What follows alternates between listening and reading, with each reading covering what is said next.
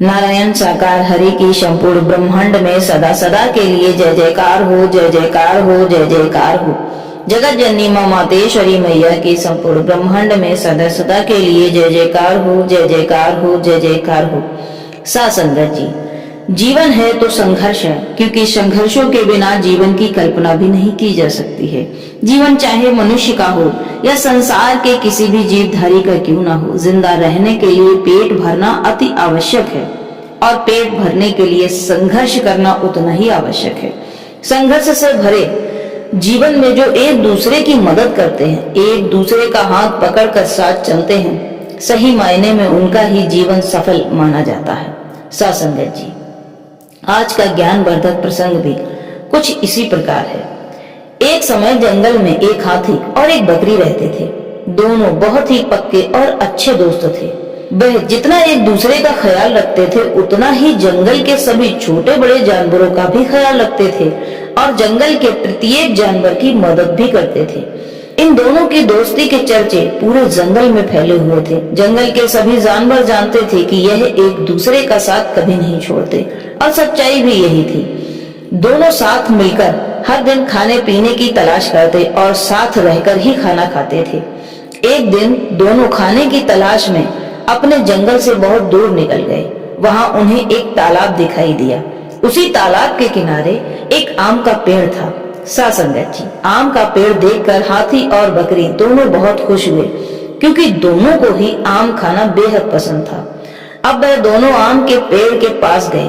फिर हाथी ने अपनी सूंड से आम के पेड़ को जोर जोर से हिलाया।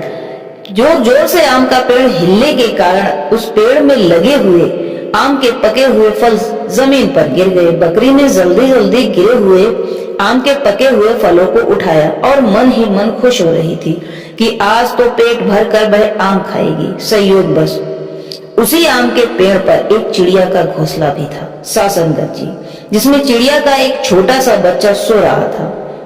अभी उस बच्चे ने ठीक से उड़ना नहीं सीखा था। अभी तो पूरी तरह से उसके पंखों का विकास भी नहीं हुआ था। चिड़िया अपने बच्चे को घोंसले में ही छोड़कर उसके लिए भोजन की तलाश करने के लिए बाहर निकली थी। इस समय बच्चा घोंसले में अकेला था। आम का पेड़ जब जोर जोर से हाथी के द्वारा हिलाया जा रहा था, तो चिड़िया का बच्चा घोंसले से बाहर निकलकर तालाब में गिर गया और तालाब के पानी में गिरते ही वह झटपटाने लगा, पानी में डूबने लगा। चिड़िया के बच्चे को डूबता हुआ देखकर बकरी और हाथी को अपनी गलती का एहसास हुआ। बकरी उस बच्चे को बचाने के लिए तालाब में कूद गई, लेकिन बकरी को तैरना नहीं आता था और बकरी आकार में भी छोटी थी। इसी कारण बकरी भी पानी में जाते ही डूबने लगी। बकरी को डूबता हुआ देखकर हाथी भी तालाब में कूद गया और उसने चिड़िया के बच्चे को और अपनी दोस्त बकरी को डूबने से बचा लिया। इतने में चिड़िया भी वहां आ गई थी। वह यह सारा दृश्य अपनी आंखों से देख रही थी। वह अपने बच्चे को सही सलामत देखकर बहुत खुश हुई। उसने हाथी और बकरी दोनों से अपने बच्चे की जान बचाने के लिए धन्यवाद किया और इसी तालाब और उस आम के पेड़ के पास रहने के लिए कहा। सा संगत जी, अब तो हाथी, बकरी और वह चिड़िया तीनों मिलकर उस तालाब के किनारे आम के पेड़ के नीचे रहने लगे। कुछ ही दिनों में चिड़िया का बच्चा भी बड़ा हो गया और उड़ना भी सीख गया। अब चिड़िया अपने बच्चे के साथ जंगल में घूम कर आती थी और हाथी और बकरी को जंगल में किस किस पेड़ पर किस किस प्रकार के फल लगे हैं उन्हें जानकारी देती थी। इस तरह से हाथी, बकरी और चिड़िया तीनों साथ मिलकर मजे से रहने लगते हैं, खाते पीते हैं। सा संगत जी, जब हम किसी के साथ बुरा नहीं करते तो हमारे साथ भी कुछ भी बुरा नहीं होता है। हमें किसी का बुरा नहीं करना चाहिए। अगर हमारी गलती है तो हमें अपनी गलती के लिए क्षमा भी मांग लेनी चाहिए।